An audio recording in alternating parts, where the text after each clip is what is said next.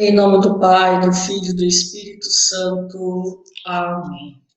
Espírito Santo onipotente, iluminai a nossa mente.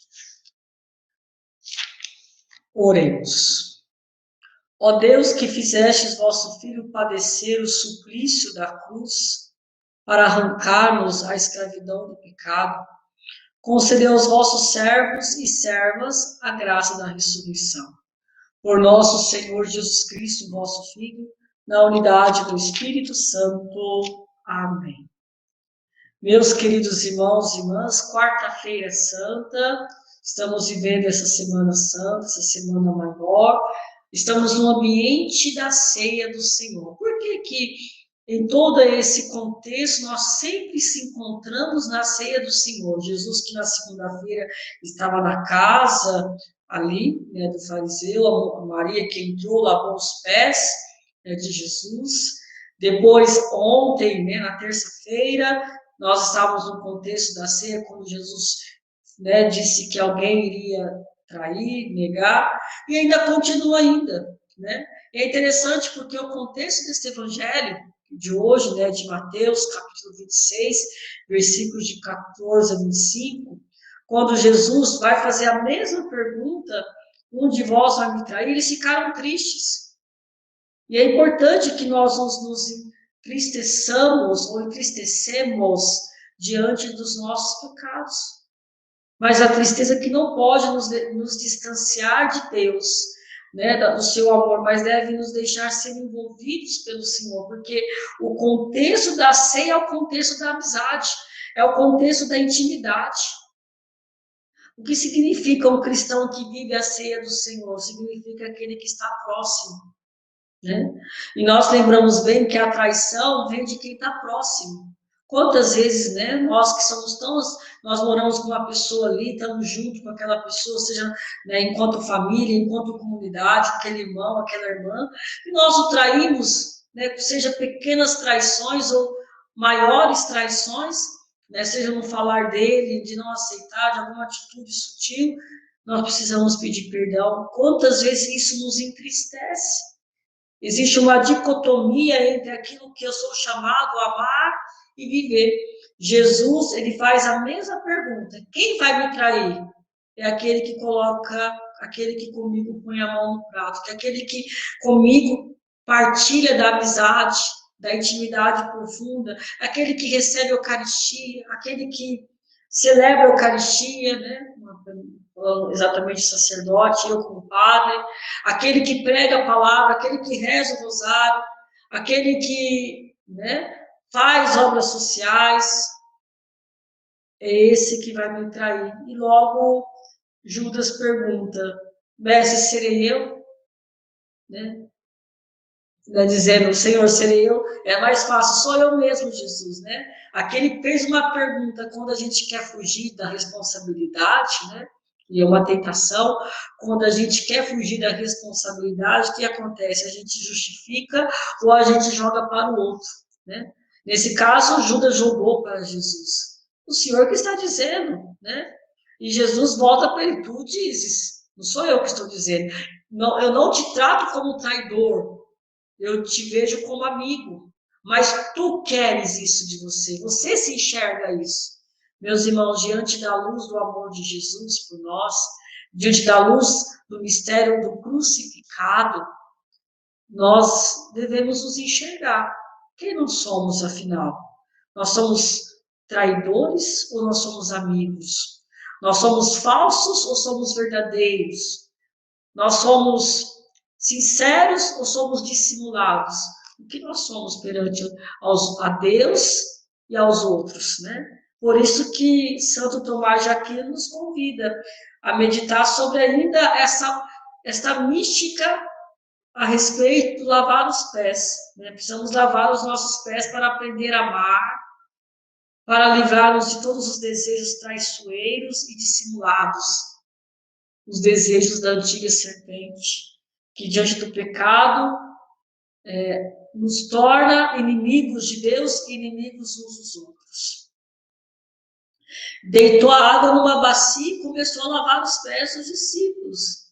e a enxugá-los com a toalha com que estava cingido.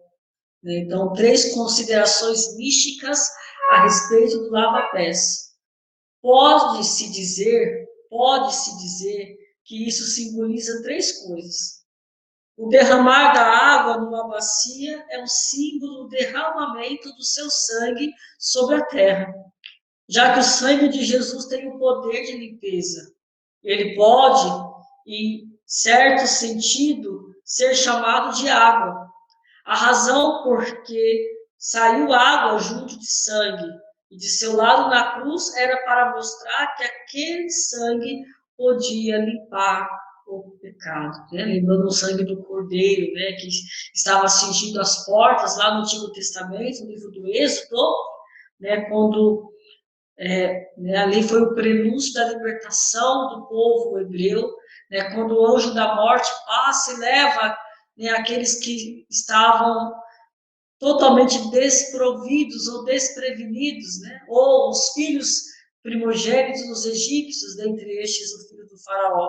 Por causa da morte do filho primogênito de Faraó, o povo hebreu foi liberto. Também podemos tomar a água como uma imagem da paixão de Cristo. Lembremos que quando o padre ele mistura a água com o vinho, né, no cálice, que são as 2 galetas, ele está dizendo que o sangue de Jesus, né, a divindade e a humanidade se unem. É um verdadeiro casamento. Em Jesus, a união hipostática se une, né? A divindade e a humanidade. Há o casamento, a divindade que enriquece a nossa humanidade e a nossa humanidade que ganha um sentido profundo do que ela é. Que lindo, né? Deitou a água numa bacia, isto é, pela fé e pela devoção, ele estampou na alma dos seus fiéis seguidores a memória de sua paixão. Somente nós somos transformados, purificados pela alma e pela alma, né? Diremos a alma que lembra-se da paixão do Senhor, que experimenta desse amor. A lembrança de meus tormentos e minhas misérias é para mim absinto e veneno. Segundo ponto, pelas palavras e começou a lavar. Está simbolizada a imperfeição humana, pois os apóstolos, depois de viverem com Cristo, eram certamente mais perfeitos, mas ainda precisavam ser limpos. Neles ainda havia manchas.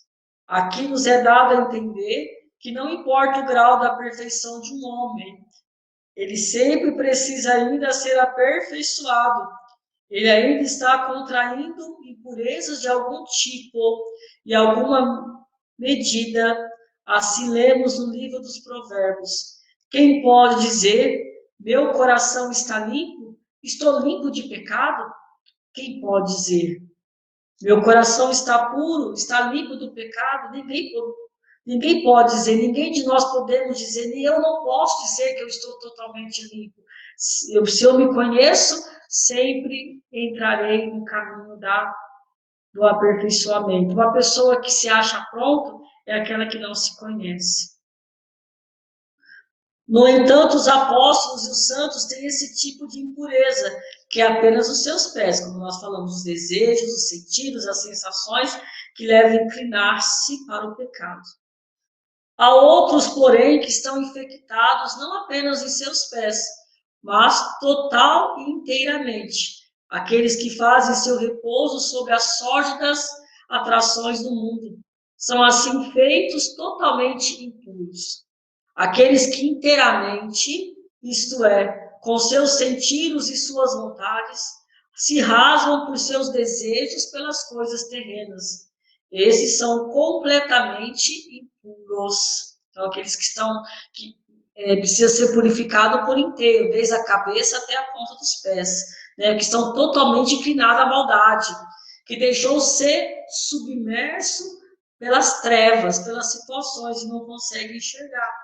Mas aqueles que não se submetem desse modo, aqueles que se erguem, isto é, aqueles em que a alma e desejos inclinam-se às coisas celestes, contrai essa impureza aos seus pés. Lembremos que vai dizer lá no livro do profeta Ezequiel, se não me engano, que tudo estava revestido com metal, bronze, ouro, mas os pés estavam revestidos com barro. O barro lembra a nossa fragilidade, lembra a nossa limitação. Então, nós temos que ficar cuidado, porque uma pedrinha que vem desmorona tudo, né? Podemos desmoronar diante de um tropeço, de um pecado, de uma consequência, podemos nos desmoronar. Todo aquele que estava de pé deve necessariamente tocar a terra, ao menos com seus pés, ter firmeza, saber onde está. E também nós, nessa vida em que devemos, para mantê-la, fazer o uso das coisas terrenas, não podemos deixar de contrair certa impureza. Ao menos até onde diz respeito àqueles desejos e inclinações que têm início em nossos sentidos. Por isso, nosso Senhor mandou que seus discípulos sacudissem a poeira dos pés. O texto diz, começou a lavar, que o Senhor começa a fazer essa limpeza. Lembremos que todo o caminho, vamos iniciar amanhã, o Tríduo Pascal. O Tríduo Pascal já é o início desse trabalho purificatório do Senhor, né? Começamos na quinta-feira, né, com a missa do lava-pés, com a instituição da Eucaristia e do sacerdócio católico, né?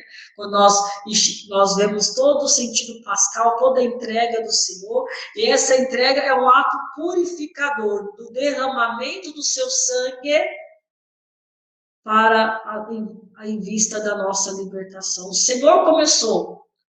Todo o início da obra do Senhor se iniciou a redenção, iniciou-se no mistério da cruz. E quando nós nos unimos a este mistério, continua-se a perpetuar em nós até o fim de nossos dias.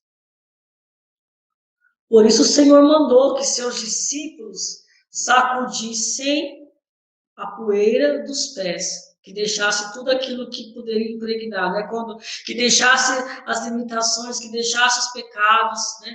Jesus diz, né? Que deixasse os julgamentos, aquilo que são poeiras de tropeço, resquícios de tropeço, né? O texto diz, começou a lavar, porque essa limpeza das aflições pelas coisas terrenas é apenas um começo.